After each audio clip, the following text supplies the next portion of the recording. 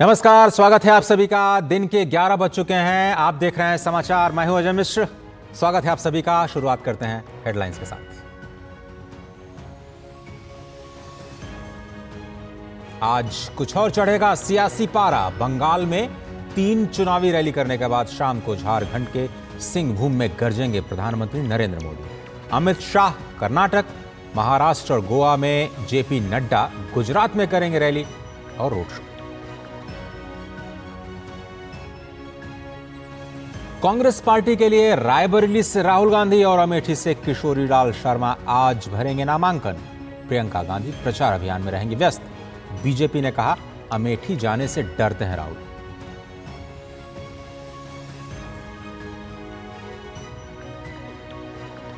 बीस मई को 5वें चरण के लोकसभा और ओडिशा विधानसभा चुनाव के लिए नामांकन का आखिरी दिन। आज तमाम दलों के प्रत्याशी भरेंगे अपना पर्चा।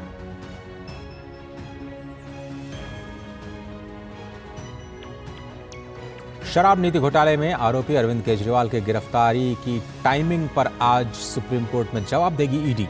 हाई कोर्ट में मनीष सिसोदिया की जमानत पर भी सुनवाई होगी।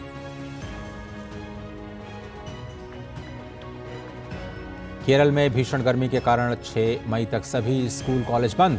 तेलंगाना, ओडिशा, बंगाल और बिहार के कई इलाकों में भी लू के थपेड़ों ने किया बुरा हाल। 2 दिन बाद कुछ राहत के आसार।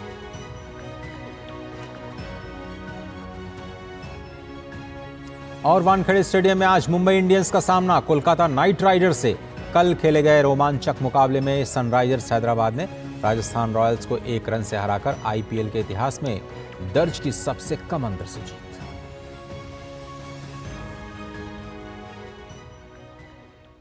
एक बार फिर से आप सभी का स्वागत है। बुलेटिन में सबसे पहले बात करते हैं 24 की चुनौती की।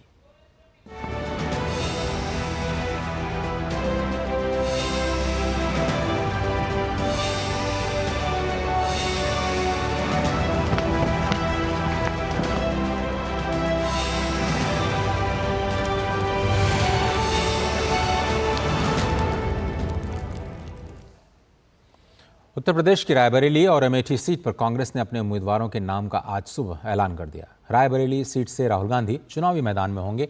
यहां नामांकन दाखिल करने की आखिरी तारीख आज यानी 3 मई है। ये पहली बार है जब राहुल गांधी रायबरेली सीट से चुनावी मैदान में होंगे। रायबरेली सीट पर साल 2004 से 2024 तक सोनिया गांधी सांसद के तौर पर वहां का प्रतिनिधित्व करती रहीं। यहां पर बीजेपी ने दिनेश प्रताप सिंह को चुनावी मैदान में उतारा है। पिछले लोकसभा चुनाव में सोनिया गांधी ने उन्हें हराया था। राहुल गांधी इस बार भी केरल के वायनाड से चुनावी मैदान में हैं, जिस पर वोटिंग हो चुकी है।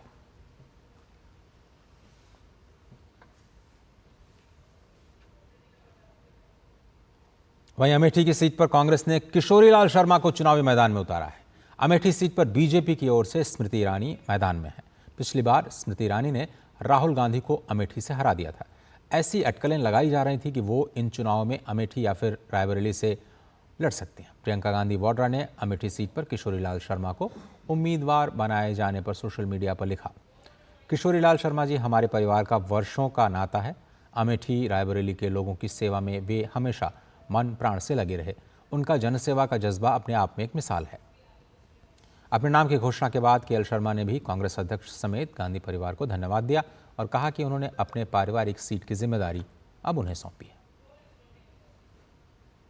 मैं खड़गे जी का, सोनिया जी का, राहुल जी का, प्रियंका जी का हृदय से धन्यवाद देता हूं कि उसने मेरे जैसे छोटे कार्यकर्ता को इतनी बड़ी जो उनकी पारिवारिक सीट है उसकी जिम्मेवारी मेरे को दिया है। मैं पूरी कोशिश करूंगा कि यहाँ मेहनत करूं, क्योंकि मैं यहाँ 40 साल से इस क्षेत्र की सेवा कर रहा हूँ। केएल शर्मा कांग्रेस की पूर्व अध्यक्ष सोनिया गांधी के विश्वास पात्र हैं।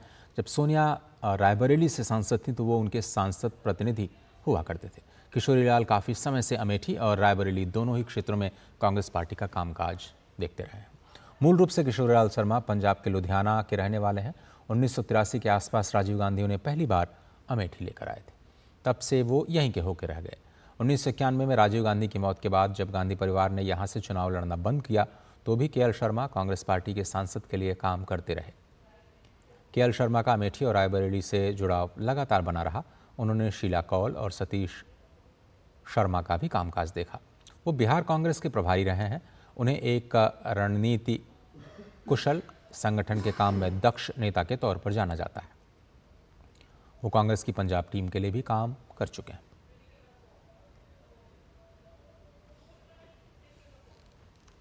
और अमेठी और रायबरेली लोकसभा सीट से कांग्रेस की उम्मीदवारी घोषित होने के बाद कांग्रेस कार्यकर्ताओं में जोश आ गया है। वाराणसी से चुनाव लड़ रहे अजय राय कहते हैं कि दोनों ही जगह से गांधी परिवार का मजबूत रिश्ता है और राहुल गांधी के रायबरेली से चुनाव लड़ने से पूरे उत्तर प्रदेश में ज़बरदस्त असर होगा। मैं समझता हूँ कि दोनों ही जगह से बहुत ही पारिवारिक रिश्ता है गांधी परिवार का, कांग्रेस का। इसलिए आप देखिए, सबसे विश्वस्त और अपने एकदम नज़दीकी किशोरीलाल जी को चुनाव अमेठी से लड़ाया गया। मैं आदरणीय नेता राहुल जी को जीत की अग्रिम शुभकामनाएं देता हूं और निश्चित तौर से उनके लड़ने से पूरे देश का माहौल, पूरे देश के अंदर एक माहौल पूरी तरीके से जो पहले भी बदला था और मजबूती से खड़ा हो गया है। और मैं आपको इतना कहना चाहूँगा कि इसका असर आने वाला जो 5 चरण का चुनाव है, 5 चरण के चुनाव पे ज़बरदस्त असर पड़ने वाला है। और कांग्रेस की आज की उम्मीदवारों की लिस्ट में प्रियंका गांधी का नाम नहीं है। इस बार भी वो चुनाव नहीं लड़ रही हैं। इसके पीछे के कारण क्या हैं, ये तो या तो पार्टी बता सकती है या फिर प्रियंका ही। लेकिन बीजेपी कह रही है कि राहुल गांधी अपनी बहन को भी न्याय नहीं दिला पाए। ये दिखाता है कि कहीं न कहीं कांग्रेस पार्टी में कुछ न कुछ तो चल ही रहा है। राहुल गांधी जी कहते थे, डरो मत, डरो मत, डरो मत। अब डर डर कर कभी अमेठी से वायनाड, कभी वायनाड से रायबरेली, ये दिखाता है कि हार का डर कहाँ कहाँ लेकर जा रहा है। और डर तो इतना कि एक साथ कहीं दोनों ही ना हार जाएं, तो एक ही सीट से लड़ रहे हैं। न्याय नहीं दिला पाए अपनी बहन को भी, क्योंकि एक तरफ रॉबर्ट वड्रा जी भी टिकट मांगते थे, दूसरी तरफ कांग्रेस की मांग प्रियंका जी के लिए भी थी, लेकिन उनकी लिस्ट में कहीं बहन का नाम नहीं आया है। ये अपने आप में दिखाता है कि कहीं ना कहीं कुछ ना कुछ कांग्रेस पार्टी में चल रहा है और ये अब देश के सामने खुलकर बात आ गई है। और कांग्रेस के फैसले पर बीजेपी लगातार हमलावर है। कोई कह रहा है कि राहुल गांधी अमेठी से डरते हैं इसलिए रायबरेली चले गए, तो कोई कह रहा है कि कांग्रेस अब यूपी से साफ हो जाएगी। कोई तो ये भी कह रहा है कि अमेठी के बाद राहुल इस बार वायनाड भी हारेंगे इसलिए रायबरेली भाग रहे हैं। सुनते हैं ऐसे ही कुछ नेताओं के बयान।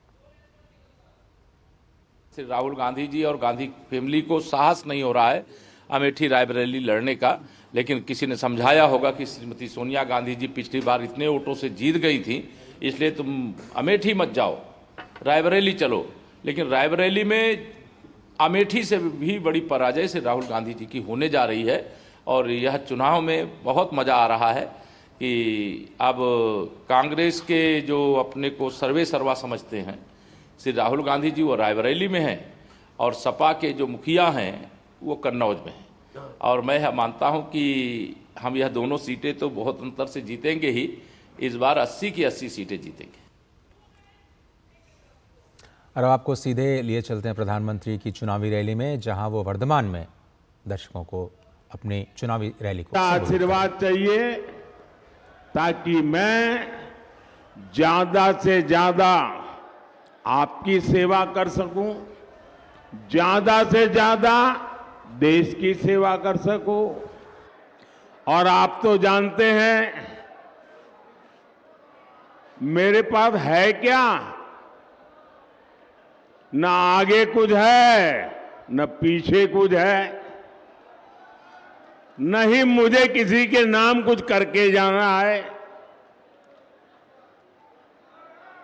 मेरे लिए तो आप ही मेरी परिवारजन है। मेरा भारत मेरा परिवार।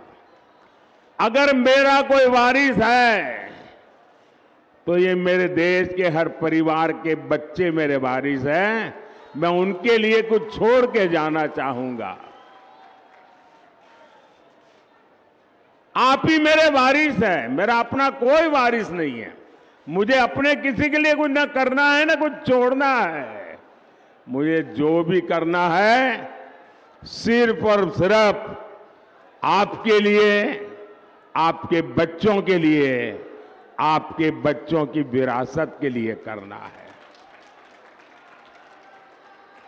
मुझे आपके साथ साथ उनका भी भविष्य बहुत उत्तम बनाना है। महात्मा जी, आप प्रसाद लेके आए हैं? अच्छा भाई, हमारे कैमरामैन जरा वो प्रसाद ले लीजिए। हाँ, मुझे मिल जाएगा, माला आपकी मिल जाएगी। आप कब से वहीं से ले लेंगे, आप वहीं रुकिए, वो ले लेंगे। आप कब से हाथ ऊपर के खड़े हैं, थक जाएंगे। इस उम्र में आप इतना आशीर्वाद दे रहे हैं, मैं यहां से आपको प्रणाम करता हूं जी।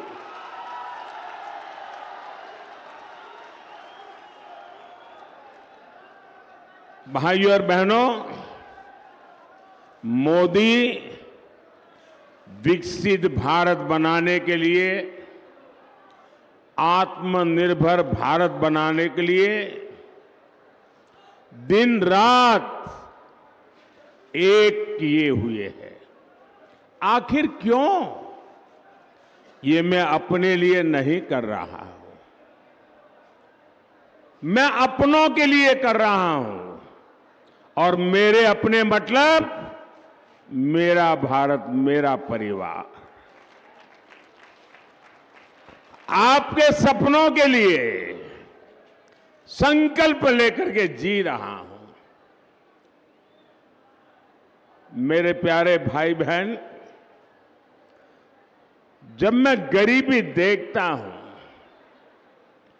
जब मैं आपकी परेशानियां देखता हूं, तो मेरी छटपटाहट बहुत बढ़ जाती है।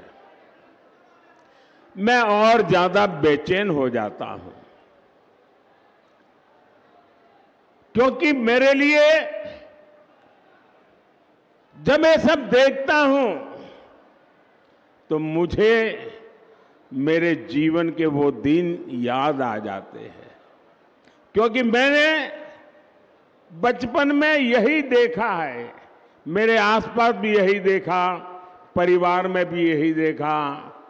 जिंदगी जीने के लिए परिवार के लोगों को कितनी मशक्कत करनी पड़ती है, कितना जूझना पड़ता है, वो मैंने देखा है, जिया है। लेकिन मैं नहीं चाहता कि अब एक भी भारतीय ऐसी गरीबी में जीने के लिए मजबूर हो। मेरा भारत, मेरा परिवार अब गरीबी की जिंदगी नहीं जिएगा। आज मुझे ये देखकर संतोष होता है कि पिछले 10 साल में 25 करोड़ लोग गरीबी से बाहर निकले हैं। ये मैं संतोष मार करके सोने वाला नहीं हूं। हां, मेरा विश्वास बढ़ गया है कि मैं अगर इतनी मेहनत करता हूं, अगर 25 करोड़ लोग निकल सकते हैं गरीबी से बाहर, आने वाले 5 साल मेहनत जरा ज्यादा करूंगा ताकि सबके सब गरीबी से बाहर आ जाए।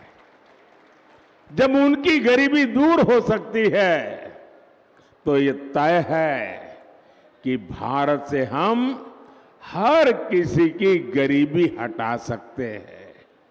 इसलिए मैं जी तोड़ मेहनत कर रहा हूं। और मैंने देखा है कि मेरी मेहनत में रंग भर दिया है मेरे देश के गरीबों ने। मेरी मेहनत को नई ताकत दी है मेरे देश के गरीबों ने। क्योंकि जब मैंने उनको कहा कि मैं आपको हथियार दूंगा, मैं आपको अवसर दूंगा, आपकी मेहनत गरीबी को परास्त करेगी, और उन्होंने मेरे साथ कदम से कदम मिलाकर के चल दिए और 25 करोड़ लोग गरीबी को ध्वस्त कर करके बाहर निकल आए। और इसलिए इस सफलता में उन गरीबों का सबसे बड़ा योगदान है जो मेरी बात मान करके मेरे साथ मेहनत के लिए आगे आए। और जब मैं उनको कहता था कि आप पहले इतनी मेहनत करते तो नहीं, बोले साहब आपको देखते हैं ना, इसलिए हमको लगता है कि आप हमारे लिए इतनी मेहनत करते हैं तो हमें हमारे लिए और ज्यादा करनी चाहिए।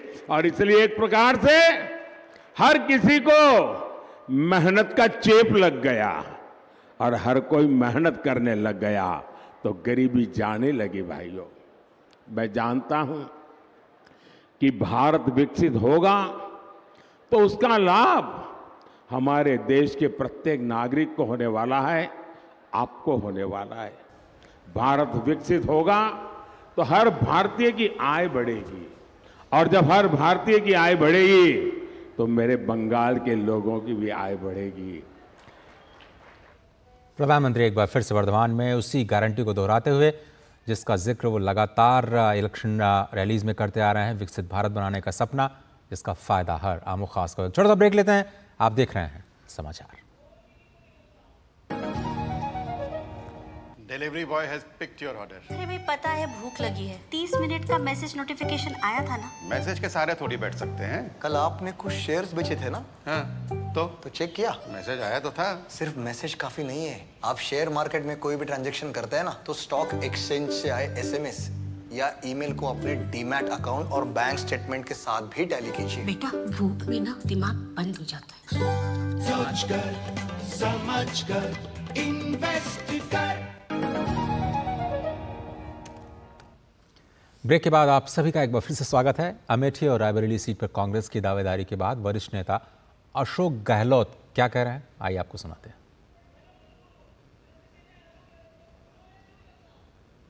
रोज समझ के फैसला होगा, अच्छा फैसला होगा।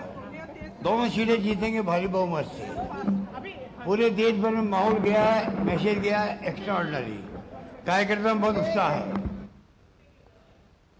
इस बड़ी खबर पर मेरे साथ जुड़ रहे हैं विकास सिंह रायबरेली से और अश्विनी मिश्रा भी रायबरेली से जुड़ रहे हैं। दोनों ही वरिष्ठ संवाददाताओं का स्वागत है। अश्विनी, आपसे शुरू करते हैं। हमें स्टूडियो से तो पता नहीं चल पा रहा है माहौल है क्या, जमीन से थोड़ा सा पहले माहौल हम तक पहुंचाइए, उसके बाद फिर समझने की कोशिश करते हैं कि क्या कुछ इसके राजनीतिक मायने हैं इस फैसले के। निश्चित तौर से अजय, हम अपने सहयोगी राधेकृष्ण से कहेंगे कि पूरा का पूरा ये परिसर दिखाएं। ये परिसर जो है इसकी ऐतिहासिकता इस तरीके से गांधी परिवार से विरासत से वो कैसे जुड़ी है ये भी बताना ज़रूरी है। ये पंडित गया प्रसाद शुक्ला का घर है। इंदिरा गांधी ने जब पहली बार नामांकन रायबरेली क्षेत्र के लिए रायबरेली को अपनी कर्मभूमि के रूप में चुना तो वहीं पर इन्होंने पंडित गया प्रसाद शुक्ला के इसी मकान से पूजा पाठ करके अंदर जो है भगवान गणेश का एक मंदिर है, वहाँ पर पूजा पाठ करके वो गई थी, पर्चा दाखिल की थी। उसके बाद सोनिया गांधी भी जब संसदीय क्षेत्र को उन्होंने चुना तो वो भी यहीं से उन्होंने अब तक का उन्होंने 5 बार नामांकन किया। आज वही अपनी परंपरा को दोहराने के लिए राहुल गांधी यहाँ पहुँचेंगे तकरीबन 12:30 बजे वो यहाँ पर पहुँचेंगे और तीसरी पीढ़ी, जैसे इंदिरा गांधी के बाद की तीसरी पीढ़ी राहुल गांधी है, वैसे गया प्रसाद शुक्ला की तीसरी पीढ़ी राम शुक्ल जो है वो उनका पूजा पाठ कराएंगे। पूजा पाठ कराने के बाद वो ले जाकर उनको जो यहाँ से लगभग 1.5 किलोमीटर कचहरी है, डीएम ऑफिस है, जहाँ पर पर्चा दाखिल होगा। निश्चित तौर से देखें तो ये खुद रायबरेली के लोगों के लिए भी बेहद अप्रत्याशित था। कांग्रेस ने इसको बड़ा सरप्राइज एलिमेंट की तरह छिपा कर रखा। सुबह जाकर कहीं जाकर अंतिम रूप से स्पष्ट हो पाया कि रायबरेली से राहुल गांधी चुनाव लड़ेंगे। लोगों की अपेक्षा थी कि राहुल गांधी का जुड़ाव उतना कुछ रायबरेली से नहीं रहा जितना प्रियंका गांधी का रहा है। दोनों सीटों पर जो भी कशमकश और अंतिम रणनीति और राजनीति और अंदरूनी जो भी चीज़ें रही हूँ, उसके बाद ये जब तय हुआ कि यहाँ से राहुल गांधी पर्चा दाखिल करेंगे और आज अंतिम दिन पर्चा दाखिला का, तो धीरे धीरे यहाँ पर लोग सैकड़ों में थे, अब हजारों की संख्या में आए हैं। 12:30 के बाद यहाँ पर जो है हलचल शुरू हो जाएगी ज़्यादा पर्चा दाखिल करने के लिए आगे बढ़ेंगे। एक दिलचस्प बात यह और कि भाजपा के जो प्रत्याशी हैं दिनेश प्रताप सिंह, वो भी 11 बजे पर्चा दाखिल करने के लिए रवाना हो चुके हैं। वो पहुंचेंगे डीएम मुख्य निर्वाचन अधिकारी के कार्यालय में, जिलाधिकारी कार्यालय में और अपना पर्चा दाखिल करेंगे और इसके बाद जो है राहुल गांधी का पर्चा दाखिल करने का कार्यक्रम है। वो लोग आ चुके हैं, फुर्सतगंज हवाई अड्डे पर उतर चुके हैं सपरिवार। राहुल गांधी, प्रियंका गांधी, सोनिया गांधी, रॉबर्ट वाड्रा, अन्य कई वरिष्ठ नेता केएल शर्मा का भी अमेठी में नामांकन होना है, तो ये कहा जा रहा है कि संभवतः प्रियंका गांधी अमेठी जाएंगी और सोनिया गांधी और राहुल समेत यहाँ पर पर्चा दाखिल करने के लिए उपस्थित हैं। तो आज बहुत ही गहमा गहमी रहने वाली है दोनों ही सीटों पर, अमेठी और रायबरेली, जिससे अब राहुल गांधी लड़ेंगे। विकास, आपके पास आना चाहते हैं। कुछ लोग कह रहे हैं कि ये कांग्रेस का मास्टर स्ट्रोक है कि रायबरेली से उतार दिया गया राहुल गांधी को, और कुछ लोग कह रहे हैं कि वो अमेठी छोड़ करके भाग गए। बड़ी पशुपेश की स्थिति होगी कांग्रेस पर। जमीन से क्या आपको रिएक्शंस मिल रहा है? अब इसे मास्टर स्ट्रोक अगर जो कह रहे हैं, लेकिन कहीं ना कहीं सेल्फ गोल भी हो सकता है, क्योंकि जिस तरीके से यहाँ पर पूरे दोनों के लोगों की जो आशा बंधी थी, अमेठी के लोग राहुल गांधी को चाह रहे थे और रायबरेली के लोग चाह रहे थे कि प्रियंका गांधी को चाह रहे थे। आशा के बिल्कुल विपरीत अप्रत्याशित निर्णय था ये।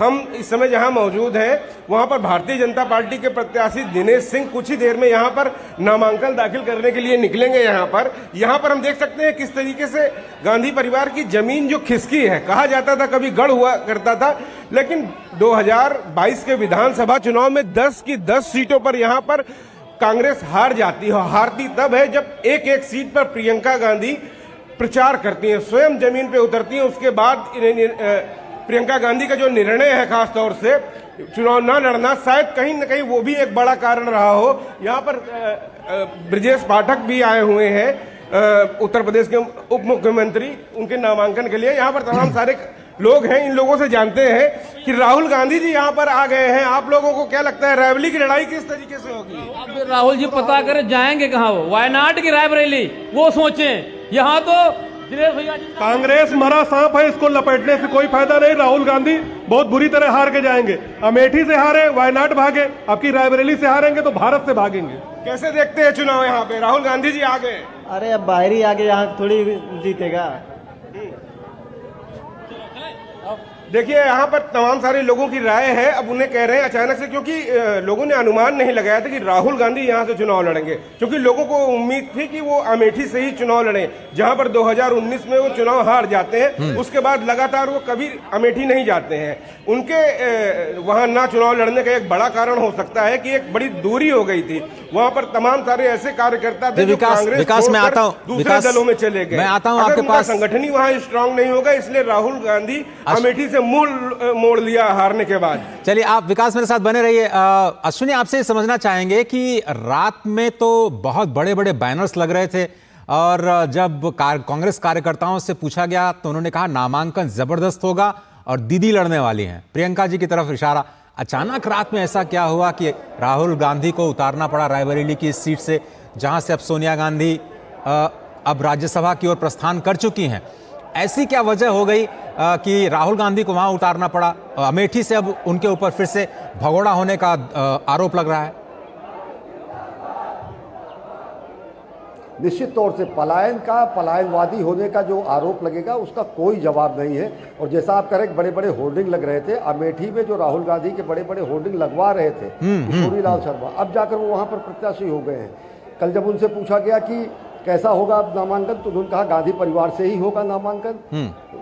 रोड शो के लिए लगभग 150 गाड़ियों का काफिला के लिए, जुलूस के लिए एप्लीकेशन डाला था। वहां पर रोड शो के लिए पूरी मंजूरी भी मिल गई, शासन ने अनुमति भी दे दी थी। रायबरेली में रोड शो की कोई परमिशन नहीं मांगी गई।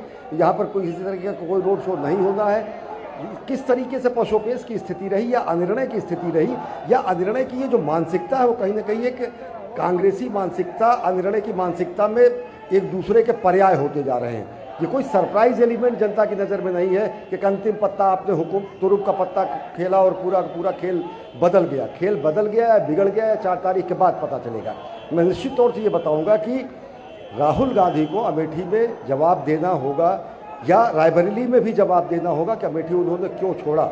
और उसके बाद जो भी जनता का जनादेश रहे वो अंतिम विश्लेषण की बात है। कमोबेश अगर स्थिति मान लीजिए कहीं राहुल गांधी के पक्ष में आती है तो ये राहुल गांधी के लिए सबसे बड़ी पशुपेश की स्थिति होगी। वो कहाँ जाएंगे? क्या वो वही इतिहास दोहराएंगे जब 1980 में दादी इंदिरा गांधी यहाँ पर जीती थी? 1980 में रायबरेली से जीतने के साथ साथ आंध्र प्रदेश के मेढक, जो कि आज का तेलंगाना का मेढक है, वहां से भी चुनाव जीती थी, और फिर रायबरेली की सीट छोड़कर वो मेढक चली गई। चिकमंगलुरु से भी एक बार उन्होंने चुनाव लड़ा था, जब यहाँ पर रायबरेली में नारायण के हाथों 1977 में हारी थी। तो कई ऐसी बातें हैं, कई ऐसे प्रश्न आएंगे। गांधी परिवार के सामने, राहुल गांधी के सामने, जिसका उत्तर उनको जनता उनसे अपेक्षित करेगी और उनसे जानना चाहेगी। ये है परंपरागत सीट रही है, लंबे समय से यहाँ पर गांधी परिवार के लोगों से जुड़ा विकास वेट कर रहे हैं हमारा। यहाँ से जीतना आसान है, लेकिन उतना आसान नहीं जब दिनेश प्रताप सिंह सामने हो। अश्विनी, एक छोटा सा सवाल ये कि लोग ये कह रहे हैं कि भाई वाड्रा साहब कह रहे थे अमेठी की जनता हमें लड़ना चाहती है, प्रियंका गांधी के नाम आने शुरू हो गए थे, फिर अब राहुल गांधी सामने आ गए हैं, तो राहुल गांधी क्या गांधी परिवार को ही न्याय नहीं दिला पा रहे हैं, ऐसा अनुराग ठाकुर साहब कह रहे हैं, और न्याय यात्रा उन्होंने पूरे देश में निकाली। अब ये सवाल का जवाब हम महिलाओं से भी पूछते हैं, और ये पूछा जा रहा है कि राहुल गांधी अमेठी से सांसद रहे, वहाँ से जब पराजित हुए वायनाड गए, अब यहाँ पर आए हैं, तो यहाँ पर जुड़ाव प्रियंका गांधी का ज़्यादा रहा, क्योंकि सोनिया गांधी के जो कार्य रहे, प्रचार रहे और सब चीज़ें रहे, प्रियंका गांधी से महिलाओं की अपेक्षा, युवाओं की अपेक्षा, लोगों की अपेक्षा थी, वो थे। उनका यहाँ से चुनाव में लड़ना किस तरीके से यहाँ की जनता देगी? जनता को कोई अंतर नहीं है। जनता के लिए गांधी परिवार का कोई भी सदस्य अगर यहाँ आता है तो उसका पूरे दिल से, खुले मन से स्वागत किया जाएगा। राहुल जी भी उन्हीं सोनिया के बेटे हैं जो जिन सोनिया ने यहाँ पे अपना जीवन दिया, राजीव गांधी जी ने, इंदिरा गांधी जी ने, तो मुझे नहीं लगता कि इससे कोई फर्क पड़ता है। अब एक जवाब और दीजिएगा, प्रियंका गांधी ने कहा लड़की हूँ, लड़ सकती हूँ। रॉबर्ट वाड्रा साहब भी कह रहे थे कि अगर मौका मिलेगा वो चुनाव लड़ेंगे, लेकिन एक हिचक कहीं ना कहीं प्रियंका गांधी को लेकर लगती है परिवार में ही कि लड़की है लेकिन लड़ने नहीं दे रहे। अमेठी से भी लड़ सकते थे, रायबरेली से भी लड़ सकते थे, वो रणनीतिक रूप से दोनों क्षेत्रों में उनको लाभ भी दे सकता था। ये किस रूप में आप देखते हैं? मैं भी खुद लड़की हूँ, लड़ सकती हूँ कैंपेन में। जब प्रियंका जी ने नारा दिया है तो मैं भी 2 साल बाद ही आई हूँ। तो प्रियंका दीदी के बारे में मैं इतना ज़रूर कहना चाहूँगी कि वो हमारी स्टार कैंपेनर हैं, पूरे देश में घूम रही हैं, हमारी राष्ट्रीय नेता हैं। केवल एक चुनाव न लड़ना उनकी जो क्षमता है उस पर सवाल नहीं उठा सकता। क्या लड़की होने की वजह से ही न चुनाव लड़ना, ऐसा किस तरीके की बात? नहीं, प्रियंका जी जिस परिवार से हैं वहाँ तो ये असंभव बात है कि लड़की ना होने की वजह से चुनाव नहीं लड़ रही। ये उनका अपना डिसीजन होगा, या पार्टी समझ रही होगी कि उनको राष्ट्रीय स्तर पर ज़्यादा ज़रूरत है उनकी, वो कैंपेन कर रही हैं हर जगह। तो ये पार्टी और उनका खुद का डिसीजन। चले, जनता कह रही है कि ये पार्टी बेहतर समझ रही होगी कि उनकी उम्मीदवारी को लेकर के क्या किया जाए। लेकिन विकास, हम आपसे थोड़ा सा ग्राउंड से, जहां आप हैं, नॉमिनेशन फाइल करने की शुरुआत आप कह रहे हैं वहां से करने जा रहे हैं बीजेपी के प्रत्याशी, वहां से भी कुछ तस्वीरें या कुछ आवाजें हम तक पहुंचाइए कि क्या वाकई ये जो कहा जा रहा है कि न्याय यात्रा लेकर के निकले, अमेठी पहुंचे, लेकिन अमेठी का उन्होंने दामन एक बार फिर से धोखा दिया अमेठी को और वहां के लोगों का प्रतिनिधित्व नहीं कर रहे हैं, और जो ये शर्मा जी आए हैं उनका कितना असर पड़ेगा? क्या स्मृति ईरानी के लिए केक वॉक होने जा रहा है? बिल्कुल, केएल शर्मा इससे पहले भी लगातार सोनिया गांधी के जो प्रतिनिधि रहे हैं, राहुल गांधी के साथ भी उन्होंने काम किया, लेकिन एक समय आया अमेठी में जब काफी ज्यादा नाराजगी केएल शर्मा को लेकर ही वहां पर बढ़ गई। उसके बाद अमेठी से केएल शर्मा को हटा दिया गया और उसके बाद वो सोनिया गांधी का ही काम रायबरेली में देखते रहे। ये एक बड़ा कारण है। अब जब प्रत्याशी के रूप में उनको अमेठी उतारा गया है, तब देखना होगा कि किस तरीके से वहां का वो कार्यकर्ता जिसने उनका वहां उस समय विरोध किया था, किस तरीके से अब उनके लिए वो वोट मांगने निकलेगा। क्योंकि लोगों को सबसे ज्यादा उम्मीद सिर्फ राहुल गांधी से ही थी कि वही दोबारा चुनाव लड़ने आए। पिछली बार 50,000 से ज्यादा वोटों से चुनाव हार जाते हैं और उसके बाद राहुल गांधी अमेठी की तरफ मुंह नहीं करते हैं। लोगों को उम्मीद थी शायद इस बार आए जो उनके जो कार्यकर्ता बचे हुए थे, लेकिन राहुल गांधी अमेठी नहीं गए। रायबरेली के लोगों को उम्मीद थी कि प्रियंका गांधी यहाँ पर लोगों से पूछिए, राहुल गांधी आ जाते हैं। किस तरीके से देखते हैं ये जब अपनी सीट छोड़ देते हैं? कुछ लोगों से जानते हैं कि गांधी परिवार के लोग सीट बदल देते हैं अचानक से। किस तरीके से आप लोग सोचते हैं, देखते हैं, यहाँ के रहने वाले हैं?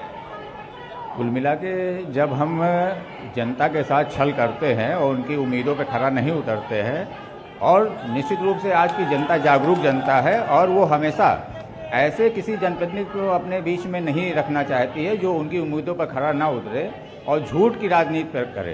तो निश्चित रूप से जो है इस भारत देश की जनता, जैसे उन्होंने वायनाड से पिछला चुनाव लड़ा राहुल गांधी ने, तो वहाँ पर आज की स्थिति ये है कि पिछले 5 सालों में उन्होंने कोई काम नहीं किया उल्लेखनीय। तो आज वहाँ की जनता उनसे बराबर जवाब मांग रही है। निश्चित रूप से आज उनकी स्थिति वहाँ पर खराब है और उनको ये लग रहा है, समझ में आ रहा है कि इस बार जो है उनका वहाँ से जीतना निश्चित नहीं है।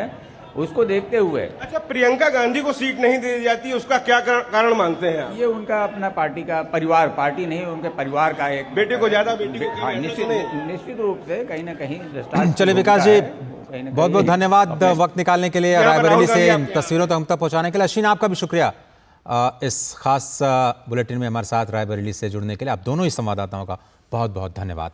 और आगे बढ़ते हैं और पश्चिम बंगाल के वर्धमान में प्रधानमंत्री की आज जो चुनावी रैली थी वो हमने आप तक पहुंचाई। दिन भर में उनकी 2 और सभाएं होंगी। इसके बाद अब वो झारखंड का रुख करेंगे। यहाँ पर सिंहभूम में आज शाम 5 बजे उनकी रैली होगी। ये सीट हार जीत से ज़्यादा प्रतिष्ठा का केंद्र बन चुकी है। इसकी वजह है गीता कोड़ा।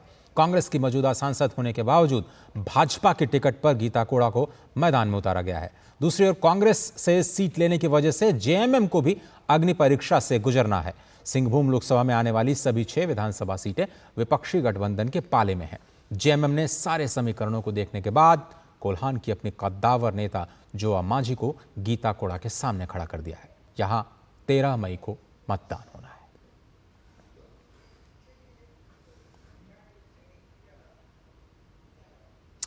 उधर भाजपा नेता दिलीप घोष ने टीएमसी पर हमला बोला है। राज्यपाल सीवी आनंद बोस पर कथित रूप से एक महिला द्वारा छेड़छाड़ का आरोप लगाने पर बीजेपी नेता दिलीप घोष ने कहा कि टीएमसी सभी संवैधानिक पदों को बदनाम और बर्बाद करने की कोशिश कर रही है। उन्होंने कहा कि यह टीएमसी की निम्न स्तर की राजनीति है। टीएमसी की ये पॉलिटिक्स है, ये कितना नीचे जाएंगे मुझे मालूम नहीं है। और उस लेडी को लेके भी कंस्पिरेसी था, पहले से ही सब जगह चर्चा था, तो जो होना था वही हुआ है। लेकिन मुझे नहीं लगता कि इससे बच पाएगा टीएमसी इतना नीचे जाके राजनीति करके। हर एक व्यक्ति, हर एक पद को देश का, उसको और बदनाम करने के लिए राष्ट्रपति जी को, प्रधानमंत्री जी, गृह मंत्री जी, हमारे माननीय राष्ट्रीय अध्यक्ष जी, अब राज्यपाल, हर एक पद को, जज को, महिला है न्यायाधीश, तो उनकी पति को सीआईडी नोटिस देकर बुला करके उनको और डिमोरलाइज करना, ये उनकी ये राजनीति है। ये चरम पर आ गए, यहाँ पे जाने का समय हो गया। अब प्रधानमंत्री मोदी की चुनावी रैली पर बोलपुर लोकसभा से भाजपा प्रत्याशी पिया शाह से बात की हमारे संवाददाता ओपी यादव ने। पश्चिम बंगाल के बोलपुर लोकसभा क्षेत्र में प्रधानमंत्री नरेंद्र मोदी यहां से भाजपा प्रत्याशी पिया शाह के प्रचार में चुनावी रैली को संबोधित करने आ रहे हैं। आइए बात करते हैं भाजपा प्रत्याशी पिया शाह से। मैडम, प्रधानमंत्री जी आ रहे हैं यहाँ, कैसा माहौल है प्रधानमंत्री के आगमन को लेकर? हमारा यशस्वी प्रधानमंत्री मोदी जी पधार रहे हैं, इसके लिए ये माहौल पूरा उत्साहित है। हमारा पार्टी का कार्यकर्ता पूरा उत्साहित है और ये बोलपुर लोकसभा का क्षेत्र के प्रत्येक आम आदमी, आम पब्लिक भी पूरा उत्साहित है उनको देखने के लिए, उनका बातें सुनने के लिए। और उससे भी ज़्यादा हम गर्वित है उनके लिए कि वो हमारा प्रचार में आ रहे हैं। प्रचार करने के अलावा बहुत सारी चीज़ें यहाँ के लोगों को बताएंगे और अपना मार्गदर्शन देंगे, तो उनके उद्बोधन से और क्या क्या आपको उम्मीद है? वो एक बार ये पवित्र भूमि स्पर्श कर दे तो उनका आशीर्वाद हमको मिल जाए तो हम तो पूरा धन्य हो जाएंगे और उनका आशीर्वाद से माहौल पूरा अलग वातावरण भी सृष्टि हो जाएगा। महिलाओं के लिए उन्होंने बहुत कुछ किया है, संसद में आरक्षण देने का मामला हो या अन्य तरह के मुद्दे, नारी शक्ति का सम्मान उन्होंने हमेशा किया है। आप महिला प्रत्याशी है, इस नाते आपको कितना फायदा मिल रहा है? देखिए, हम पहले ही बोलते हैं देश में बहुत सारे प्रधानमंत्री इससे पहले भी आए हैं, लेकिन हमारा इस बार प्रधानमंत्री जी ने जिस तरीके से महिला के लिए सशक्तिकरण के ऊपर जोर दिया है, इसके लिए पहले तो हम उनको धन्यवाद जताते हैं, क्योंकि हम भी एक महिला है। और महिला के लिए सम्मान के लिए वो एक एक चीज़, एक एक प्रकल्प जैसे बनाते हैं, जैसे प्रधानमंत्री आवास योजना से लेके हर घर जल, हर घर पानी, और नारी के लिए देखिए बेटी बचाओ बेटी पढ़ाओ, महिला के लिए और बहुत सारे प्रकल्प बनाए हैं। तो ये थे पश्चिम बंगाल के बोलपुर लोकसभा से भाजपा प्रत्याशी पिया शाह, जिनका मानना है कि प्रधानमंत्री नरेंद्र मोदी के इस पवित्र धरती पर आगमन से न केवल यहाँ के लोगों में उत्साह है, बल्कि कार्यक्रम की तैयारी के साथ साथ उनको पूरी जीत का अपना भरोसा भी है। मेरे सहयोगी कैमरामैन संजीव के साथ में OP Yadav, DD News, Bolpur, Paschim Bangal. अब पश्चिम बंगाल में चल रहे चुनाव अभियान को हीट वेव ने और भी गर्म कर दिया है। पारा 42 डिग्री से ऊपर है और उस पर भयंकर उमस का सितम। आइए देखते हैं नादिया जिले से हमारे संवाददाता विशाल बैरिस्टो की ये खास रिपोर्ट। कोलकाता से करीब 100 किलोमीटर दूर मैं इस वक्त हूँ नादिया ज़िले में, और हम जा रहे हैं कृष्णा नगर की तरफ। इतनी ज़बरदस्त यहाँ गर्मी है, आप देख सकते हैं इन्होंने पूरा ऊपर से नीचे तक अपने आप को कवर करके रखा हुआ है। क्या नाम है आपका? रिपन मीर। अच्छा, ये बताइए कि पूरा आपने कवर कर रखा है, कहाँ जा रहे हैं आप? हम घर जा रहा हूँ, ऑफिस से वापस जा रहा हूँ। तो इतना सारा आपने लगा रखा कपड़ा? हीट वेव की वजह से। अच्छा, हीट वेव की वजह से यहाँ पर 40 से लेकर 44 के बीच पे टेम्परेचर वेरी कर रहा है, इसलिए इन्होंने अपने आप को पूरा बचा के रखा हुआ है। यहाँ पर हीट वेव चल रही है और जैसे कि आप देख सकते हैं यहाँ गन्ने का रस लोग पी रहे हैं ताकि अपने आप को हाइड्रेट रख सकें और गर्मी से भी बच सकें। और ये बहुत अच्छा तरीका है, ये देसी तरीका भी है और ये प्राकृतिक तरीका भी है कि आप जूस पीजिए, अपने आप को हाइड्रेटेड रखिए और गर्मी से बचिए। कैमरामैन मनमोहन के साथ विशाल बेरिस्टो, नादिया, पश्चिम बंगाल। जाहिर तौर पर चुनाव के साथ साथ जो मौसम की गर्मी है वो भी लोगों के लिए परेशानी का सबब बन रही है। प्रधानमंत्री नरेंद्र मोदी ने TV9 ग्रुप को एक इंटरव्यू दिया और इंटरव्यू में तमाम सवालों के जवाब जनता के सामने रखे। विपक्ष के संविधान बदलने के आरोप पर उन्होंने कहा कि जो पार्टी कांग्रेस पार्टी के संविधान की पवित्रता को नहीं मानती, वो पार्टी देश के संविधान को कैसे मानेगी। आज भी एनडीए के पास करीब करीब 360 सीटें है और एनडीए के सिवाय जैसे बीजेडी एनडीए में नहीं है, तो उन सबको मिला ले तो आज भी हम करीब करीब 400 सीट के साथ ही बैठे हुए हैं पार्लियामेंट में। पिछले 5 साल से बैठे हुए हैं। अगर ऐसा कोई पाप किसी को करना होता तो उसी समय कर लेता।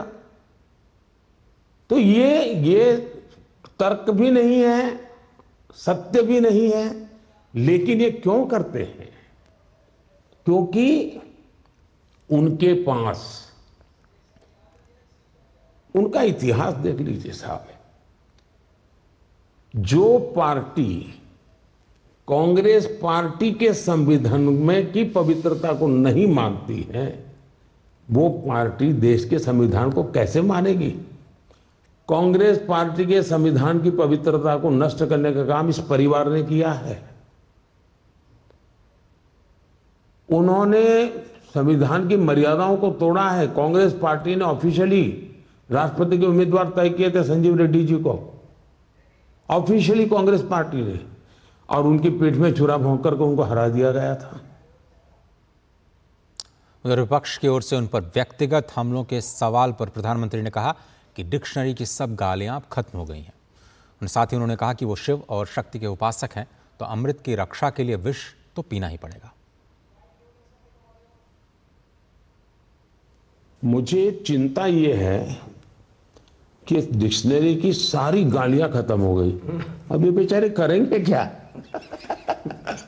तो अब उनको कोई रिसर्च टीम बनानी पड़ेगी कि भाई मोदी के लिए कोई नई गालियां खोजो, क्योंकि सारी डिक्शनरी उन्होंने एक प्रकार से मुझे गालियां देने के लिए इस्तेमाल कर ली है। और हो सकता है कि Guinness book of world record बन जाएगा कि एक व्यक्ति को सार्वजनिक जीवन में इतनी भद्दी, इतनी ज्यादा, इतनी बार गालियां खानी पड़ रही है। लेकिन देखिए, मैं तो परमात्मा में श्रद्धा रखने वाला व्यक्ति हूं। मैं शिव का भी उपासक हूं, शक्ति का भी उपासक हूं, और शिव ने तो विष पीना सिखाया है। अगर मुझे अमृत की हिफाजत करनी है तो विष पीना है, और तो मेरे जिम्मे में आया है तो मैं करूंगा। जम्मू कश्मीर की पूर्व मुख्यमंत्री और पीडीपी नेता महबूबा मुफ्ती ने डीडी न्यूज के साथ खास बातचीत की है। उन्होंने कहा कि इंडी गठबंधन के साथ वो इस चुनाव में उतर रही हैं। आइए सुनते हैं उन्होंने क्या कुछ कहा। पीडीपी प्रमुख महबूबा मुफ्ती हमारे साथ इस वक्त मौजूद हैं, जो अपने प्रचार में लगी हैं। मैम, किन मुद्दों को लेकर आप जा रही हैं जनता के? नहीं, हम जा रहे हैं, जम्मू कश्मीर किसी और स्टेट की तरह नहीं है। यहाँ मुद्दे हैं, बहुत कुछ मुद्दे बहुत अलग हैं। हमारे स्टेट को डिमोट करके इसके टुकड़े कर दिए गए, हमारी पहचान छीनी गई। और मुद्दे हैं बेरोजगारी, इसको जम्मू कश्मीर में सबसे ज़्यादा है। बिजली हमारी हम खुद पैदा करते हैं और सबसे महंगी बिजली जम्मू कश्मीर के लोगों को मिलती है, जबकि पूरे मुल्क में कई स्टेट्स में फ्री इलेक्ट्रिसिटी है। महंगाई है, बाकी चीजें हैं, वो तो सारे मुद्दे पर असली मुद्दा हमारी पहचान का है। घाटी में की अगर बात करें तो चुनावी लड़ाई आपकी किसके साथ है? हम और नेशनल कॉन्फ्रेंस। नेशनल कॉन्फ्रेंस का कहना है कि पीडीपी लड़ाई में है ही नहीं। नहीं तो वो ठीक है, वो तो अब हम लड़ाई में नहीं है तो अब क्या करूं मैं उसमें। अगर वो कहते हैं ऐसा तो वो इलेक्शन के रिजल्ट्स के बाद ही पता चल सकता है। आप इंडिया अलायंस में आप अभी हैं? मैं इंडिया अलायंस के साथ बिल्कुल हूँ। मैं राहुल जी के जो संविधान को बचाने के लिए वो खड़े हुए, जो वो गांधी के हिंदुस्तान को बचाने के लिए खड़े हुए हैं, वो जो नौजवानों को 30 लाख रोजगार देने के लिए है, 400 रुपए सिलेंडर कहते हैं, वो 50% औरतों को रिजर्वेशन की बात कर रहे हैं। आपने कहा कि जो पहचान छीनी गई, आइडेंटिटी, लेकिन कांग्रेस जो है वो 370 के मुद्दे पर चुप हो जाती है। उनकी अपनी वो क्यों हुए हैं वो तो आप उनसे पूछ सकते हैं, पर हम तो जम्मू कश्मीर के रहने वाले हैं। हमने तो मुस्लिम मेजॉरिटी होने के बावजूद, जहाँ एक ऐसी स्टेट है जहाँ हिंदू, मुस्लिम, सिख, बुद्धिस्ट इकट्ठे रहते हैं, तो उसके बावजूद हमने गांधी के हिंदुस्तान के साथ हाथ मिलाया ये सोच के कि हमारी पहचान कायम रहेगी। अब अगर उसी पहचान को वो हमसे छीनने की कोशिश करें, छीन भी चुके हैं काफ़ी हद तक, तो फिर हम क्या करें। बीजेपी ने कहा है चुनाव होंगे, स्टेटहुड वापस आएगा और 370 के बाद विकास हुआ है। पहले नौकरियां थी वो पता ही नहीं लगती थी, अब कम से कम लोगों के सामने रास्ता खुला है। आप इस पर क्या? बीजेपी तो जुमले कहने में बहुत, उनका मीडिया भी उनके साथ देता है। तो महबूबा मुफ्ती जो लगातार यहाँ पर प्रचार कर रही हैं, उनका कहना है कि जो यहाँ की एक पहचान है और जो यहाँ का विकास है वो उनके मुद्दों में प्रमुख रूप से शामिल है। कैमरामैन अनिकेत दुबे के साथ रमा त्यागी, DD न्यूज़, राजौरी। मध्य प्रदेश की राजधानी भोपाल लोकसभा सीट भाजपा और कांग्रेस के लिए अब नाक का सवाल बन गई है।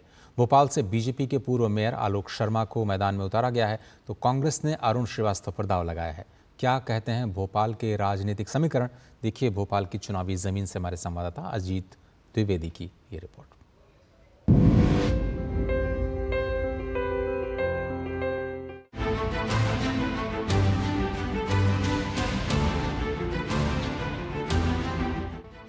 मध्य प्रदेश की राजधानी भोपाल की स्थापना 11वीं शताब्दी में परमार राजा भोज ने की थी। बाद में यहाँ नवाबों और बेगमों का भी राज रहा, इसलिए इसे नवाबों का शहर भी कहा जाता है। झीलों के कारण इसकी पहचान झीलों के शहर के रूप में भी है। इस बार भोपाल लोकसभा सीट पर मुख्य मुकाबला भारतीय जनता पार्टी और कांग्रेस के बीच ही है। भाजपा ने यहां से इस बार भोपाल के पूर्व मेयर आलोक शर्मा को मैदान में उतारा है, तो वहीं कांग्रेस ने अरुण श्रीवास्तव पर भरोसा जताया है। भोपाल लोकसभा सीट पर हालांकि आजादी के बाद से हुए लोकसभा चुनावों में कांग्रेस का ही दबदबा रहा है, लेकिन 1984 के बाद से यह लोकसभा सीट भाजपा के सबसे सुरक्षित किले की तरह है। इस बार भी भाजपा प्रत्याशी आलोक शर्मा विकास कार्यों और अपनी जमीनी छवि को लेकर जीत के प्रति आश्वस्त नजर आ रहे हैं। प्रधानमंत्री नरेंद्र मोदी जी की गारंटी और मध्य प्रदेश की भारतीय जनता पार्टी की सरकार ने जो विकास के काम किए हैं, उन विकास के कामों को लेकर जनता के बीच में जा रहे हैं। जबरदस्त जनता का भोपाल में लाड़ प्यार दुलार और उसने आशीर्वाद मिल रहा है और लगातार भोपाल की जनता पिछले 35 वर्षों से भारतीय जनता पार्टी के प्रत्याशी को सांसद बनाकर दिल्ली पहुंचा रही है। पूरी उम्मीद है कि भोपाल की जनता भोपाल के बेटे को सांसद बनाकर अपना आशीर्वाद देगी। वहीं अगर कांग्रेस उम्मीदवार अरुण श्रीवास्तव की बात की जाए तो वो पेशे से वकील हैं। बता दें कि अरुण श्रीवास्तव कांग्रेस पार्टी की भोपाल इकाई के उपाध्यक्ष समेत कई अहम पदों पर रह चुके हैं। इस बार चुनाव में वो भोपाल की समस्याओं को लेकर जनता से वोट मांगते दिख रहे हैं। किला ढाने का काम और किला समाप्त करने का काम जनता का होता है और जनता हमेशा समीक्षा करती है, हर चुनाव की समीक्षा करती है। 3 महीने के अंतर पर चुनाव हो तो उसकी भी समीक्षा हो जाती है। तो इस समय जनता मन बना चुकी है कि बीजेपी को शासन से अलग करने की, और भोपाल की भी जनता मन बना चुकी है कि बीजेपी शासन में नहीं आए और यहाँ से कांग्रेस का प्रत्याशी जीते। उधर लोगों का भी मानना है कि भोपाल लोकसभा में पिछले वर्षों में विकास के काफी काम हुए हैं और वो इस बार भी जात पात धर्म से ऊपर उठकर विकास के मुद्दे पर ही अपना सांसद चुनेंगे। भोपाल में साफ सफाई और साथ में स्कॉलरशिप वगैरह बहुत सारी जो मतलब प्रोग्राम्स स्टार्ट हुए उससे रिलेटेड मतलब बहुत सारी अच्छी काम हुए हैं। तो जो पढ़ाई को मोटिवेट करेगा, जो पढ़ाई से रिलेटेड उसको अप्रोच करेगा। भोपाल में पिछला काम और पिछला नाम ये मूल रूप से देखा जा रहा है। जैसे आलोक शर्मा जी हैं तो महापौर रहे, उन्होंने भोपाल का नक्शा बदला। भोपाल में जो भोपालियत की एक पहचान है वो देने वाले वही हैं। अगर बात करें इस लोकसभा सीट के सियासी इतिहास की, तो भोपाल लोकसभा सीट के तहत 7 विधानसभा की सीटें आती हैं। इसमें बैरसिया, भोपाल उत्तर, नरेला, भोपाल दक्षिण पश्चिम, भोपाल मध्य, गोविंदपुरा और हुजूर विधानसभा सीटें शामिल हैं। अब बात करें लोकसभा चुनाव के इतिहास की, तो 1957 और 1962 में कांग्रेस की मैमूना सुल्तान ने इस सीट से जीत दर्ज की थी। वहीं 1967 में भारतीय जनसंघ के JR जोशी सांसद चुने गए। 1971 में कांग्रेस के शंकर दयाल शर्मा यहां से निर्वाचित हुए थे। बाद में वो देश के राष्ट्रपति पद पर भी आसीन हुए थे। इसके अलावा 1977 में BLD के आरिफ बेग ने इस सीट से जीत दर्ज की। 1980 में एक बार फिर कांग्रेस के शंकर दयाल शर्मा इस सीट से सांसद चुने गए। वहीं 1984 में कांग्रेस के KN प्रधान यहां से सांसद बने। उधर भाजपा के सुशील चंद्र ने 1989 से लेकर 1998 तक इस सीट पर जीत दर्ज की। 1999 में भाजपा की उमा भारती यहां से सांसद चुनी गई। वहीं 2009 और 2014 के लोकसभा चुनाव में कैलाश जोशी निर्वाचित हुए। इसके अलावा 2014 में भाजपा के आलोक संजर ने चुनाव में जीत हासिल की थी। उधर 2019 के लोकसभा चुनाव में भाजपा की प्रज्ञा सिंह ठाकुर, प्रदेश के पूर्व मुख्यमंत्री और कांग्रेस के दिग्गज नेता दिग्विजय सिंह को करारी मात देते हुए यहां से सांसद चुनी गई थी। भोपाल लोकसभा सीट पर भले ही इस बार बहुत हाई प्रोफाइल चेहरे मैदान में नहीं उतारे हैं, लेकिन इस लोकसभा सीट का महत्व और इतिहास इतना बड़ा है कि सभी की निगाहें इस पर बनी हुई है। मध्य प्रदेश की राजधानी भोपाल लोकसभा सीट हमेशा से हाई प्रोफाइल सीट मानी जाती रही है, क्योंकि इस सीट से बीजेपी और कांग्रेस दोनों के ही दिग्गजों ने अपनी किस्मत को आजमाया है और यहाँ से उन्हें जीत और हार दोनों नसीब हुई है। किसकी जीत होगी, किसकी हार होगी, यह तो 4 जून को सामने आएगा, लेकिन उसके बाद भी भोपाल लोकसभा सीट चर्चा में बनी हुई है। कैमरामैन मोंटी सिंह के साथ अजीत द्विवेदी, DD न्यूज, भोपाल, मध्य प्रदेश।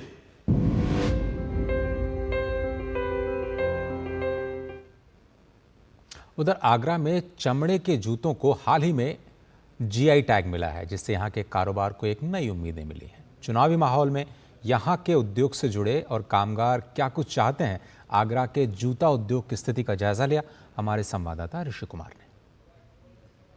दुनिया में अपनी धमक और चमक बिखेरने में जुटा आगरा का जूता उद्योग नई उम्मीदों के साथ आगे बढ़ रहा है। यहाँ के जूता उद्योग के पास एक तरफ दशकों पुराना अनुभव है, तो वहीं नई पीढ़ी को इस व्यवसाय में आकर्षित करना अब एक चुनौती है। सरकार की हाल की नीतियों से उत्साहित यहाँ के उद्योगपति मानते हैं कि जो सुधार किए गए हैं वो अच्छे तो हैं, लेकिन इसमें और आगे बदलाव किए जाते रहें तो इस उद्योग को विश्व स्तर पर बनाए रखना आसान हो जाएगा। हम लोगों का शूज़ मैन्युफैक्चरिंग का काम है 1956 से, मतलब लगभग 70 साल हो गए हैं जो मेरे पापा ने स्टार्ट किया था। उसके बाद 40-42 साल से मैं इसको हैंडल कर रहा हूँ। देखिए, अभी सबसे अच्छा काम तो ये हुआ है कि सरकार ने MSME के लिए 45 डेज़ की जो एक टारगेट पेमेंट की लिमिट बनाई है वो बहुत अच्छा है, क्योंकि पीछे हम लोगों को पैसा नहीं मिलता था 6-6, 8-8 महीने में, तो काम को मूव करना बहुत मुश्किल होता था। लेकिन गवर्नमेंट को बहुत बहुत धन्यवाद इस काम के लिए कि 45 दिन का हुआ है पेमेंट। जूता व्यवसायी राकेश भास्कर मानते हैं कि प्रशिक्षित युवा इस क्षेत्र में जितना ज्यादा आएंगे उतना आगरा का जूता उद्योग मजबूती से खड़ा रहेगा। सबसे ज़्यादा ज़रूरत है स्किल्ड लेबर की, जो कि नहीं मिल पा रही है। पहले पैतृक लोग सीखते थे जूते के काम को, हमारे काम को पैतृक सीखते थे तो लोग बच्चे से सीख जाते थे, लेकिन आज बिल्कुल पॉसिबल भी नहीं है और होना भी नहीं चाहिए। बच्चे की एजुकेशन ही मस्ट है, लेकिन एक 15-16 साल का बच्चा जब आता है तो वो उतना इंटेंस के साथ नहीं सीख पाता है काम को। मजदूर वर्ग चाहता है कि उनके लिए मजदूरी भत्ता में वृद्धि हो, लेकिन काम भी लगातार मिलता रहे। साथ ही कुछ ऐसी नीतियां भी बनाई जाएं जिससे इस उद्योग को न सिर्फ बनाए रखना बल्कि और आगे ले जाने की प्रक्रिया बनी रहे। मजदूर सर एक ही चीज़ चाहते हैं कि उनको 12 महीने का काम मिल जाए, उनके रेट इतनी मिल जाए कि जिससे कि वो अपने घर का पालन पोषण अच्छे से कर पाएँ। यही उनकी एक छोटी सी उम्मीद रहती है, चाहे वो कोई भी नेता आ जाए, किसी भी किस्म का इलेक्शन हो, कुछ भी हो, हमारा ही प्रॉफिट होगा ना उसमें। भाई साहब का काम बढ़ेगा तो हमारा ही प्रॉफिट है उसमें, हमारी भी सैलरी वगैरह बढ़ेगी। आगरा जूता उद्योग में विश्व प्रसिद्ध है, इसके बाद भी आगरा से एक भी ब्रांड नहीं बन पाया है। लेकिन अब यहाँ के कुछ युवा अपने पारिवारिक अनुभव और तकनीकी शिक्षा के बल पर अपना ब्रांड स्थापित करने में जुटे हैं। आज के इस तेजी से बढ़ते युग में जूता उद्योग केवल कला ही नहीं है, बल्कि एक तकनीकी क्षेत्र भी है। इसके लिए सरकार ने तमाम प्रशिक्षण केंद्र खोले हैं, लेकिन यहाँ की मांग को देखते हुए इनकी जरूरत बढ़ती ही जा रही है। और अब बात करते हैं लोकसभा चुनाव से जुड़े कुछ और रोचक तथ्यों की।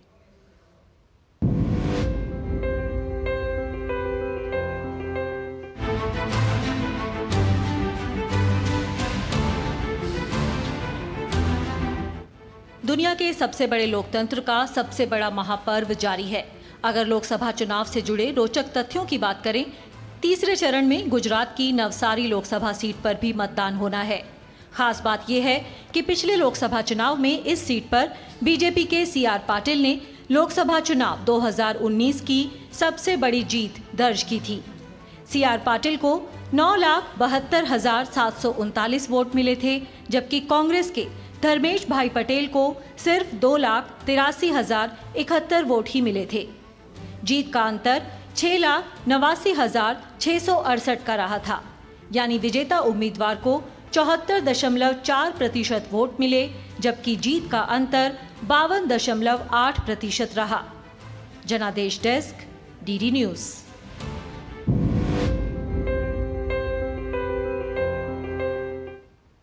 और 24 की चुनौती में फिलहाल इतना ही।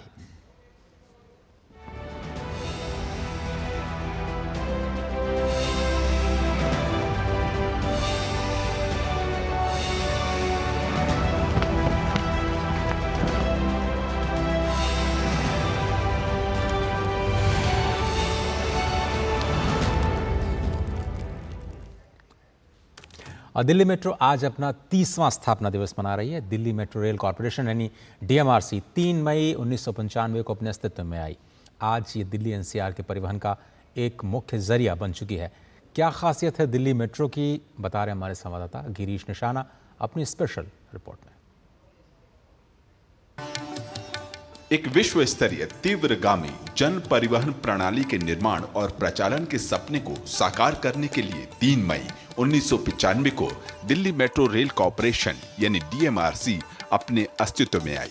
25 दिसंबर 2002 को DMRC ने अपने पहले कॉरिडोर यानी शाहदरा से 30 हजारी के बीच मेट्रो की सेवा शुरू की, जिसके बाद पहला चरण अपने निर्धारित समय से 2 साल 9 महीने पहले पूरा कर लिया गया, यानी वर्ष 2005 में मेट्रो का नेटवर्क 65 किलोमीटर का हो गया। दूसरे चरण में DMRC 125 किलोमीटर के अन्य मेट्रो कॉरिडोर्स का निर्माण कार्य केवल 4.5 साल में पूरा कर चुकी है। फिलहाल दिल्ली मेट्रो का परिचालन नेटवर्क करीब 393 किलोमीटर का है, जिस पर 288 स्टेशन हैं। ये नेटवर्क दिल्ली की सीमा से बाहर उत्तर प्रदेश में नोएडा, गाजियाबाद और हरियाणा में फरीदाबाद, गुड़गांव, बहादुरगढ़ और बल्लभगढ़ तक पहुंच चुका है। इंदिरा गांधी इंटरनेशनल एयरपोर्ट और नई दिल्ली के बीच एयरपोर्ट एक्सप्रेस लिंक के साथ दिल्ली अब विश्व के उन नगरों में शामिल हो गई है जहां शहर और एयरपोर्ट को जोड़ने के लिए हाई स्पीड रेल कनेक्टिविटी मौजूद है। DMRC के पास आज 4, 6 और 8 कोच वाले 300 से ज्यादा ट्रेन सेट हैं। दिल्ली मेट्रो रोजाना 4140 फेरे लगाती है। दिल्ली NCR की यातायात की लाइफ लाइन कही जाने वाली दिल्ली मेट्रो नित नए आयाम स्थापित कर रही है। दिल्ली NCR के परिवहन की लाइफ लाइन बन चुकी दिल्ली मेट्रो में हर रोज अपने गंतव्य तक पहुंचने के लिए यात्री करीब 62 से 65 लाख से ज्यादा बार मेट्रो गलियारे का इस्तेमाल कर रहे हैं। दिल्ली मेट्रो दुनिया की सबसे बेहतरीन मेट्रो प्रणाली में से एक है। दिल्ली मेट्रो के 30वें स्थापना दिवस को लेकर इसमें यात्रा करने वाले लोग काफी उत्साहित हैं। मेरे पास गाड़ी भी है, मेरे पास बाइक भी है, लेकिन मैं पूरी दिल्ली में खाली मेट्रो से ट्रैवल करता हूँ। दिल्ली की लाइफ लाइन है, अदरवाइज तो बहुत मुश्किल था। पहले मैं गाड़ी से आती जाती थी अपने वर्क स्टेशन पर अब मैं बिल्कुल गाड़ी के बारे में सोच भी नहीं सकती। मेट्रो है तो लाइफ यहाँ पर इतनी इजी हो गई है। मेट्रो बहुत आरामदायक है। जैसे हम बाय एयर जैसे है ना, तो ऐसा फील होता है हमको। हम सेफ भी फील करते हैं। वुमेन्स कोच है तो उसका भी बहुत बेनिफिट है हमें। जान की सवारी है, शान की सवारी है। जहाँ हमें पहुँचना है हमें पता होता है कि 5 मिनट में हम पहुँच जाएंगे। ना कोई जाम है, ना कोई पॉल्यूशन है, बढ़िया एसी में जाओ, एसी में आओ, ये सुख जो देखने के लिए हम तो अटल बिहारी वाजपेयी को बार धन्यवाद देते हैं जिस मेट्रो को यहाँ पे शुरू करा के गए। और वैसे भी देखा जाए तो मोदी सरकार और अटल बिहारी वाजपेयी के किए हुए काम बहुत अच्छे हैं। स्पेशली उनको नोटिफाई किया था अटल बिहारी वाजपेयी ने। ई श्रीधरन जो इंजीनियर थे साउथ के, उन्हीं की रूपरेखा है सारी है।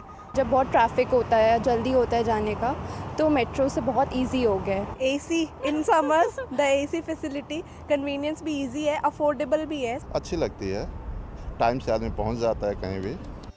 दिल्ली मेट्रो पर्यावरण के प्रति काफी गंभीर दिखाई देती है।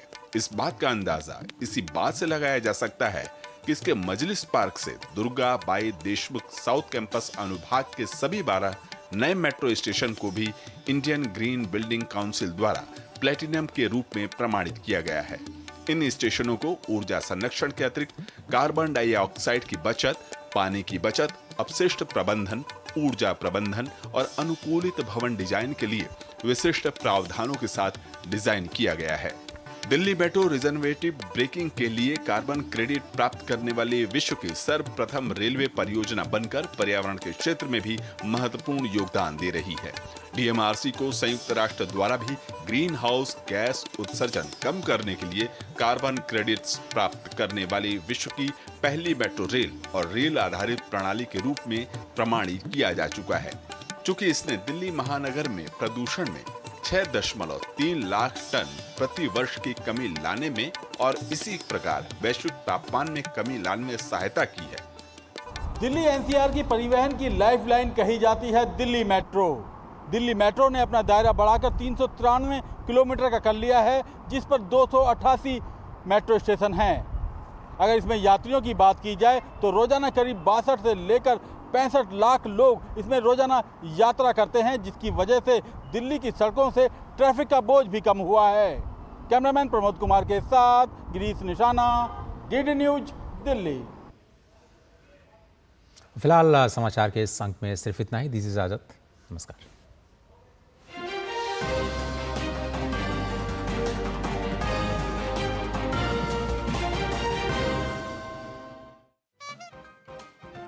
चुनाव का मौसम, सियासत के रंग, नेताओं के बयान, और अब हम पुरानी जगह पर आ गए हैं। अब सब दिन के लिए हम आ गए हैं, अब चिंता मत करिए। ये तो चचा भतीजे का नूरा कुश्ती हमेशा चलता आ रहा है। आज हम रेलवे टिकट नहीं खरीद सकते। जनता के सवाल, कांग्रेस साथ दिखाए सबको कि चोर चोर मुसेरे भाई। सियासी हलकों में राजनीतिक घमासान, फिर उठे रब को मनाना आसान है, आजम खां को मनाना मुश्किल है। कंफ्यूजन ही कंफ्यूजन है, सॉल्यूशन का पता नहीं। चुनाव का मौसम हो और राजनीतिक चकल्लस ना हो, ऐसा हो ही नहीं सकता। देखिए चुनावी चकल्लस सोमवार, बुधवार व शुक्रवार शाम 7:30 बजे सिर्फ डीडी न्यूज पर। चुनावी चकल्लस के प्रायोजक हैं MDH, बढ़िया है, शुद्ध है। MDH मिर्ची, धनिया, हल्दी, असली मसाले, सच सच। MDH।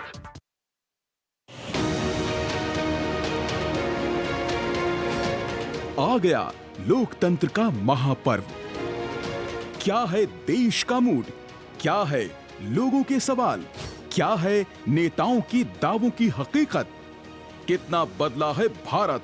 हम आ चुके हैं जम्मू और कश्मीर। पकड़नी जनता की नब्ज। डीडी न्यूज पहुंच रहा है गांव-गांव, शहर-शहर, जानने आपके दिल की बात। जो काम करेगा उसको तो पब्लिक वोट देगी ही। तो युवा के नाते सोचेंगे कि किसको वोट दे, किस पार्टी को वोट दे। आइए हम जरा चलते हैं लोगों के बीच, किसानों के बीच, और जानते हैं सच्चाई है क्या।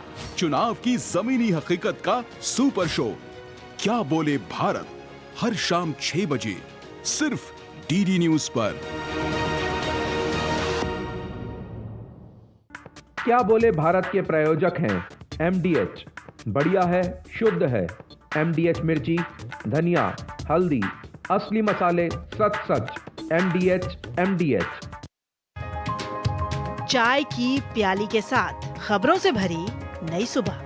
देश की राजनीति, आम जन की कहानी, विदेशों की हलचल, कारोबार का गुणा भाग, खेल का मैदान, मनोरंजन और ज्ञान विज्ञान, विरासत और संस्कृति के साथ सेहत की बात और ग्लैमर का तड़का। सोमवार से शुक्रवार सुबह 8 से 9 बजे। सुकून से भरा नया सवेरा।